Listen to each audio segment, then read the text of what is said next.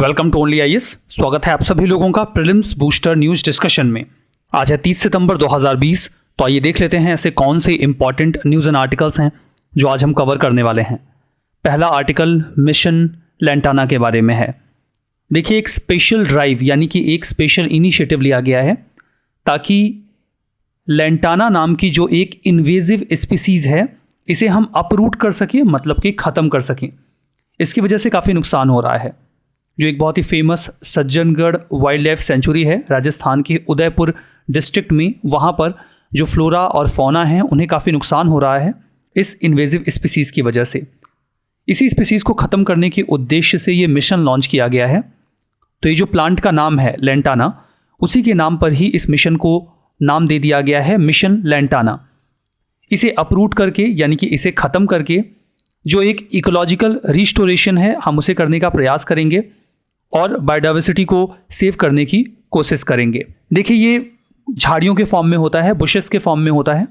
यहाँ पर आप इमेज में देख भी सकते हैं, it is a kind of flowering plant. बहुत खूबसूरत से फ्लावर्स आपको इसके ऊपर मिलेंगे and that was the reason कि इसे इंट्रोड्यूस किया गया इंडिया में। लेंटाना कमारा ये एक स्मॉल पेरिनियल श्रब है, मतलब पूरे साल ये हरा भरा रहता है। ये झाड़ियों के फॉर्म में रहता है और ये झाड़ियाँ बहुत घनी होती हैं, मतलब कि जो रोशनी है वो भी इन झाड़ियों के नीचे नहीं जा पाती है, तो काफ़ी डेंस होती है। ये सेंट्रल और साउथ अमेरिका के नेटिव है, मतलब नेटिव फॉर्म में ओरिजिनली ये वहाँ पर पाई जाती है। बाकी दुनिया के कई सारे अन्य स्थानों पर इसे इंट्रोड्यूस किया गया because of its decorative merit, मतलब देखने में काफ़ी खूबसूरत लगता है, इसी वजह से डेकोरेटिव प्लांट के तौर पे कई सारी जगहों पर इसे इंट्रोड्यूस किया गया। बाद में इसके नुकसान देखे जाने लगे। ये एक प्रकार की इन्वेजिव स्पीसीज़ है जो ट्रॉपिकल रीजन्स में मेजरली इंट्रोड्यूस की गई ऑर्नामेंटल प्लांट के फॉर्म में। इंडिया में 1807 में इसे इंट्रोड्यूस किया गया खूबसूरत पौधे के तौर पे। जनरली ये नुकसानदेह होते हैं बायोडाइवर्सिटी के पॉइंट ऑफ व्यू से और एग्रीकल्चरल वीड के फॉर्म में ये नुकसान पहुंचाते हैं। अगर हम इम्पैक्ट की बात करें, प्रभाव की बात करें, तो चूंकि ये बहुत घने होते हैं तो बहुत बड़ा लैंड का एरिया ये कवर कर लेते हैं और जो नेचुरल लाइट है उसे ज़मीन तक नहीं पहुंचने देते। बाकी का जो फ्लोरा फौना है उसे न्यूट्रिशन नहीं मिल पाता है। इनकी वजह से इनकी जो पत्तियां होती हैं उसमें से कुछ टॉक्सिक सब्सटेंस निकलता है और जो छोटे छोटे इनके फल होते हैं जब ये पक जाते हैं, जिसे आप राइप बेरीज बोल सकते हैं, जब एनिमल्स उन्हें खा लेते हैं तो उससे उन्हें भी नुकसान होता है। बाकी जो वाइल्ड लाइफ रिजर्व्स हैं, रिवर बैंक्स हैं, जो प्रोजेक्ट टाइगर की एरियाज़ हैं, वहाँ पर भी इस स्पीसीज़ ने इन्वेड किया है और नुकसान पहुँचाया है। तो इससे निजात पाने का ये एक प्रयास किया जा रहा है मिशन लेंटाना के तहत। जो हमारा अगला पॉइंट है इस आर्टिकल में, that is about Sajjangarh wildlife century, जहाँ पर इस मिशन को लॉन्च किया गया। लोकेशन इसकी उदयपुर राजस्थान में है। इसे वाइल्ड लाइफ सेंचुरी 1987 में बनाया गया था। कई तरीके के एनिमल्स आपको यहाँ पे मिलेंगे, like chitals, panthers, hares, blue bulls जिसे आप नीलगाय बोलते हैं, jackals, wild boars, hyenas, sambars. 279 plant species भी आपको यहाँ पे मिल जाएंगी। कुछ additional information, Sajjangarh wildlife sanctuary में आपको इंडियन वल्चर्स मिलते हैं जिन्हें लॉन्ग बिल्ड वल्चर भी कहा जाता है। आयुष्मान रेड लिस्ट का स्टेटस क्रिटिकली इंडेंजर्ड है। इनका साइंटिफिक नेम आपको याद रखने की आवश्यकता नहीं है। साइट्स के स्टेटस के तौर पे इन्हें अपेंडिक्स 2 में रखा गया है और wild life protection act of 1972 में इनका जो स्टेटस है दैट इज इन शेड्यूल 1, मतलब हाईएस्ट लेवल का प्रोटेक्शन आपको इंडियन वल्चर्स के लिए मिलता है। जो अगला आर्टिकल है वो फैथलेट्स के बारे में है। हाल ही में टॉक्सिक लिंक ये एक प्रकार का इन्वायरमेंट एडवोकेसी ग्रुप है, मतलब ये एक समूह है, कुछ लोगों का ग्रुप है जिसका नाम है toxic link environment advocacy group. इन्होंने जो बेबी डायपर्स होते हैं उनमें फैथलेट्स की प्रेजेंस को फाउंड किया, वो भी सिग्निफिकेंटली। अब ये कंसर्निंग क्यों है, मतलब अगर फैथलेट्स बेबी डायपर्स में हैं तो इसका नुकसान क्या है? ऑब्वियस सी बात है, नुकसान है, तभी ये इन्वायरमेंट एडवोकेसी ग्रुप इस चीज़ को लेकर इतना कंसर्न है। तो इसके लिए आपको फैथलेट्स के बारे में जानना होगा। फैथलेट्स केमिकल्स की एक ऐसी फैमिली से बिलोंग करते हैं जो प्लास्टिसिटी इंप्रूव करने के लिए जाना जाता है, मतलब लचीलापन आ जाता है किसी प्रोडक्ट में अगर हम फैथलेट्स को उसमें मिक्स कर देते हैं तो। इसी वजह से कई तरीके के कंज्यूमर प्रोडक्ट्स में इसका इस्तेमाल किया जाता है, इंक्लूडिंग डायपर्स। इसका इस्तेमाल कॉस्मेटिक प्रोडक्ट्स, टॉयज़, इसमें बैन कर दिया गया है, ना केवल इंडिया में बल्कि यूरोप, साउथ कोरिया और चाइना में भी। तो अगर बच्चों के किसी प्रोडक्ट में इसका इस्तेमाल हो रहा है वो भी सिग्निफिकेंट वे में, तो डेफिनेटली बच्चों को इससे नुकसान होगा और ये कंसर्न का मुद्दा होना चाहिए। अब यहाँ पर देखिए, जो फैथलेट्स हैं ये केमिकल कंपाउंड फैमिली से बिलोंग करते हैं। इसका इस्तेमाल लार्जली पॉलीविनाइल क्लोराइड यानी कि पीवीसी बनाने में किया जाता है, जिनके पाइप्स वगैरह आप देखते हैं पीवीसी के पाइप्स, हाई स्ट्रेंथ थर्मोप्लास्टिक होते हैं ये। विनाइल जिसका इस्तेमाल वॉलपेपर या फिर कवरिंग मटेरियल के लिए किया जाता है, एडवर्टीजमेंट के लिए भी विनाइल का इस्तेमाल किया जाता है। बाकी कोई भी प्लांट मटेरियल हो जहाँ पर लचीलेपन की आवश्यकता हो तो फिर फैटलेट्स का इस्तेमाल कर लिया जाता है। ये कलरलेस, ओडोरलेस हाई फैटलेट्स होते हैं जिनका इस्तेमाल हाई डिमांड या हाई परफॉर्मेंस के डिमांड वाले प्रोडक्ट में किया जाता है, जिसके बारे में हम चाहते हैं कि इनकी ड्यूरेबिलिटी ज़्यादा हो, लंबे समय तक ये टिके रहें। लॉन्ग लास्टिंग वेयर और ड्यूरेबिलिटी वाले प्रोडक्ट्स में इसका इस्तेमाल किया जाता है। कंसर्न यह है कि रिसर्चर्स का ये मानना है कि जब फैटलेट्स बॉडी स्किन के कॉन्टैक्ट में आते हैं तो ये हार्मोन्स को प्रभावित करते हैं, और बच्चों के प्रोडक्ट में अगर इसका इस्तेमाल हो रहा है तो डेफिनेटली ये कंसर्न की बात है और इसे एड्रेस किया जाना चाहिए। जो अगला आर्टिकल है वो hydrogen enriched compressed natural gas के बारे में है, यानी कि HCNG के बारे में है। सरकार ने एक बहुत ही महत्वपूर्ण कदम उठाया है, यानी कि ministry of road transport and highways ने, जहां पर हम एक और सब्स्टिट्यूट तैयार करने की कोशिश कर रहे हैं क्लीन फ्यूल के लिए, जिसका इस्तेमाल ट्रांसपोर्टेशन में किया जा सके। और इस इनिशिएटिव के तहत जो CNG अभी तक इस्तेमाल हो रहा है, हम उसमें हाइड्रोजन की ब्लेंडिंग करेंगे, मतलब हाइड्रोजन उसमें मिक्स करेंगे। 18% हाइड्रोजन के मिक्स करने की अभी बात चल रही है CNG इंजन्स के जो फ्यूल्स हैं उनके इस्तेमाल के लिए। उम्मीद है कि इससे इफिशियंसी बढ़ेगी और एनवायरनमेंट को कम नुकसान होगा। हाइड्रोजन की अगर CNG के साथ ब्लेंडिंग हम कर देते हैं तो जो ब्लेंडेड गैस हमें मिलेगा उसे ही हम HCNG बोलेंगे। H हम ऐड कर देंगे, CNG तो वो पहले से था। H stands for hydrogen. इसका इस्तेमाल हम गैसोलीन, डीजल फ्यूल और प्रोपेन या फिर LPG के स्थान पे कर पाएंगे। और उम्मीद ये है कि इसके इस्तेमाल के बाद जो अनडिजायरेबल गैसेस हैं जिनसे इन्वायरमेंट को और हमें नुकसान होता है वो कम मात्रा में रिलीज होंगी। अब यहाँ पर देखिए, कई बार UPSC कॉन्सेप्चुअल क्वेश्चंस क्रिएट करती है तो प्रॉज एंड कॉन्स पर भी क्वेश्चंस फ्रेम कर दिए जाते हैं। इवन इन प्रीलिम्स, मेंस में तो ये पॉइंट्स काम के होते ही हैं। तो अगर हम HCNG का इस्तेमाल करते हैं तो हमें फ़ायदे क्या मिलेंगे? HCNG हाइड्रोजन एमिशन को रिड्यूस करेगा 70% तक, ऐसी उम्मीद है। और फ्यूल को भी हम बचा पाएंगे, मतलब फ्यूल की इफिशियंसी बढ़ेगी, 5% तक हम सेविंग कर पाएंगे फ्यूल की भी। ये पहला कदम होगा जहां पर हम हाइड्रोजन इकोनॉमी को क्रिएट करेंगे भविष्य में। जो इंजन्स हैं वो कम मात्रा में नाइट्रोजन ऑक्साइड यानी कि NO को रिलीज करेंगे, जो कि काफ़ी नुकसानदेह है। चूंकि HCNG को इस्तेमाल करने के लिए इंजन्स में बहुत ज़्यादा मॉडिफिकेशन की आवश्यकता नहीं होती, तो ये कंपैरेटिवली ईजी होगा कि हम इस ब्लेंडिंग को इस्तेमाल कर सकें। ये एक आइडियल फ्यूल होगा जिसका इस्तेमाल हम हैवी ड्यूटी व्हीकल्स में भी कर पाएंगे, मतलब जो भारी वाहन है उसमें भी कर पाएंगे। बेटर परफॉर्मेंस हम अवेल कर सकते हैं बिकॉज ऑक्टेन रेटिंग जो है इसकी काफ़ी बढ़िया है। H2 की ऑक्टेन रेटिंग ये डिटरमाइन करता है कि जो फ्यूल है वो कितना इफिशिएंट है। कंसर्न भी हैं कुछ, जैसे कि अभी भी हम इस चीज़ को लेकर कंसर्न है कि नेचुरल गैस में कितना ब्लेंडिंग की जाए कि हम अच्छी इफिशियंसी अवेल कर सकें, रेशियो क्या हो। हमें एक नया इंफ्रास्ट्रक्चर तैयार करना होगा ताकि हम HCNG बना सकें, प्रिपेयर कर सकें, और कई तरीके के कदम हमें उठाने होंगे ताकि हम लार्ज स्केल पर HCNG का कमर्शियलाइजेशन कर सकें। वर्तमान में जो H2 की कॉस्ट है वो नेचुरल गैस से ज़्यादा है, मतलब कि जो HCNG की कॉस्ट होगी वो CNG से ज़्यादा होगी। तो ये भी कंसर्न रहेगा कि क्या लोग इसे ईजिली एक्सेप्ट करेंगे। तो देखिए, ये कुछ फ़ायदे और नुकसान हैं। जो अगला आर्टिकल है वो हिमालयन चंद्रा टेलीस्कोप के बारे में है।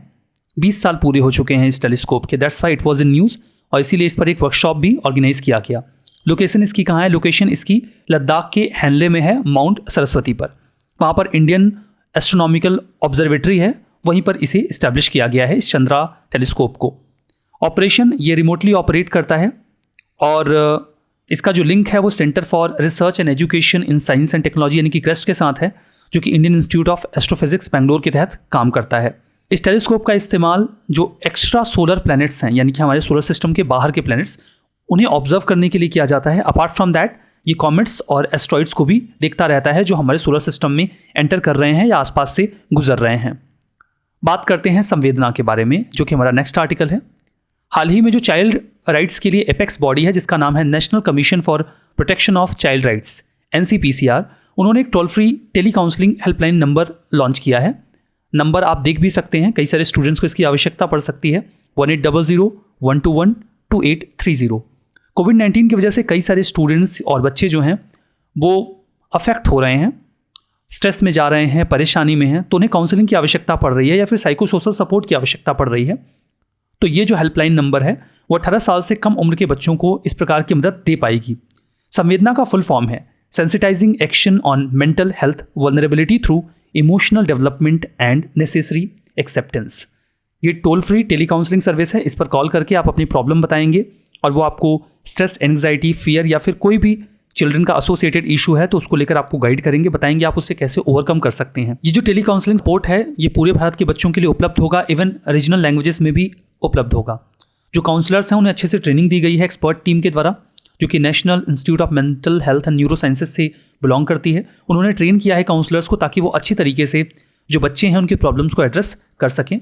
बात करते हैं national commission for protection of child right के बारे में। एक प्रकार की स्टैच्यूटरी बॉडी है, मार्च 2007 में इसे बनाया गया था। Commission for protection of child right act 2005 के तहत commission ministry of women and child development के तहत वर्क करता है।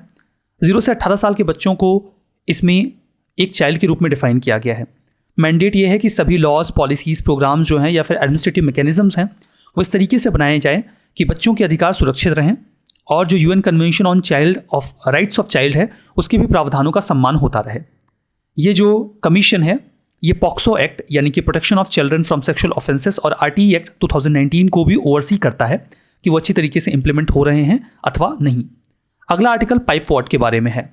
हाल ही में आगरकर रिसर्च इंस्टीट्यूट यानी कि ARI ने डिस्कवर किया है 2 पाइप वॉट की नई स्पीसीज को। ये एक प्रकार का वेटलैंड प्लांट है, मतलब वेटलैंड में यूजुअली पाया जाता है। इमेज में आप इसे देख सकते हैं, ये इस प्रकार का प्लांट होता है। इसके किनारे बड़े लचीले होते हैं। ये वेस्टर्न घाट में महाराष्ट्र और कर्नाटका के रीजन में पाया जाने वाला एक पौधा है। देखिए इसके कुछ जैसे एरियोकॉलॉन, ये एक प्रकार का मतलब वेरिएंट है जो कि मोनोकॉटिलेडोनस जो एक प्रकार का फ्लावरिंग प्लांट है उसकी 400 स्पीसीज में से एक है जो कि फैमिली एरियोकॉल्सिया से बिलोंग करता है। इन वर्ड्स को तो बोलने में ही बॉडी की इतनी सारी एनर्जी इन्वेस्ट हो जा रही है, तो क्या ये हमें याद रह पाएंगे? नहीं याद रह पाएंगे, आवश्यकता भी नहीं है, आप इसे क्रॉस कर सकते हैं, बता दिया मैंने। वैसे इसे कॉमनली पाइप वॉट के नाम से जाना जाता है, तो आप पाइप वॉट याद रखिए, इतना टेक्निकल जाने की आवश्यकता है नहीं। ये आपको ट्रॉपिकल रीजन्स में मिलता है, पार्टिकुलरली साउदर्न एशिया और अमेरिकाज में। ये देखिए सॉफ्ट वाटर्स में पाया जाने वाला एक प्रकार का पौधा है। ये छोटा होता है, नैरो लीव्ड होता है, पतली पतली इसकी पत्तियां होती हैं और इसका जो किनारा होता है वो काफ़ी लचीला होता है। इसे लाइट और कार्बन डाइऑक्साइड की अच्छी सप्लाई चाहिए होती है डेवलप होने के लिए। पाइप वॉट के बारे में ये इन्फॉर्मेशन आपके लिए। कैटक्यू वायरस, अगर आप कोरोना वायरस से बहुत ज़्यादा परेशान हो चुके हैं तो आपके लिए अच्छी खबर नहीं है, क्योंकि एक और नया वायरस जो है उसका खतरा भारत में बताया जा रहा है। इसके लिए साइंटिस्ट वार्न कर रहे हैं और इसका नाम है कैटक्यू वायरस। 2020 आपको याद रहने वाला है। वैसे 2021 अच्छा बीतेगा इस बात की कोई गारंटी नहीं है, बिकॉज स्टिल वैक्सीन्स का डेवलपमेंट बहुत अच्छा तो नज़र नहीं आ रहा है। खैर, कैटक्यू वायरस के बारे में बात करते हैं। ये एक प्रकार का अन्य वायरस है जिसे कैटक्यू वायरस नाम दिया गया है। चाइना में इसे लार्जली रिपोर्ट किया जा रहा है और इंडिया में भी इसके आने की संभावना है, खतरा है, ऐसा साइंटिस्ट बता रहे हैं। यह है क्या? एक प्रकार का एथ्रोपॉड बॉर्न वायरस है। एथ्रोपॉड ऐसे जीवों को कहा जाता है जिनके जॉइंट्स होते हैं, जैसे हमारे हाथों में जॉइंट्स होते हैं जिसकी वजह से हम उसे घुमा पाते हैं, तो हम भी एथ्रोपॉड ही हैं। एक आर्थो ऑयल आता है जो कि जोड़ों के दर्द के लिए होता है, आप उससे भी याद रख सकते हैं। स्प्रेड की बात करें तो नेचुरल होस्ट इसका मॉस्किटो होता है, लेकिन डोमेस्टिक पिग से ये स्टार्ट होता है जिसके बाद मच्छर इसे कैरी करके फैला देते हैं। तो डोमेस्टिक पिग्स चूँकि इंडिया में काफ़ी ज़्यादा पाए जाते हैं, इसीलिए जो CQV है यानी कि कैटक्यू वायरस है, इसका खतरा भी इंडिया में ज़्यादा बताया जा रहा है। तो यहाँ पर देखिए ह्यूमंस पर इफेक्ट क्या होता है, बहुत ज़्यादा बुखार होता है 38 डिग्री सेल्सियस या उससे ज़्यादा, और उसका कॉज भी पता नहीं चल पाता है। कई तरीके के इसके नुकसान होते हैं, जैसे कि मेनिंगिटिस, जो कि हमारा जो ब्रेन होता है उसके मेम्ब्रेन में इन्फ्लेमेशन हो जाती है, जलन हो जाती है। पेडियाट्रिक एंसेफेलाइटिस जो कि ब्रेन की इन्फ्लेमेशन की बात है, और फेब्राइल इलनेस जिसमें बहुत ज़्यादा फीवर होता है। इसकी वजह से ये सारे हमें सिम्टम्स देखने को मिलते हैं या प्रॉब्लम्स होती हैं। इंडिया वल्नरेबल क्यों है? क्योंकि जो मैमेलियन होस्ट है इसका स्वाइन वो बहुत ज़्यादा यहाँ पाया जाता है।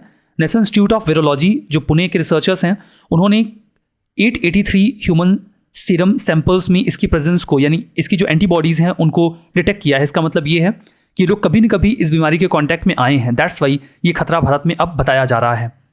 जो कुछ क्वेश्चंस हैं या कुछ स्टेटमेंट्स हैं, आप इनको जल्दी से पढ़ लीजिए। यहाँ पर जो पहला वाला स्टेटमेंट है ये तो ट्रू है, जो दूसरा है ये गलत है। कंप्लीटली तो एलिमिनेट कोई भी फ्यूल नहीं कर पाएगा ना, तो ये गलत हो गया। जो तीसरा वाला है ये सही है, और चौथा जो है ये भी गलत है, बिकॉज ये जो है वो ministry of women and child development के तहत आता है।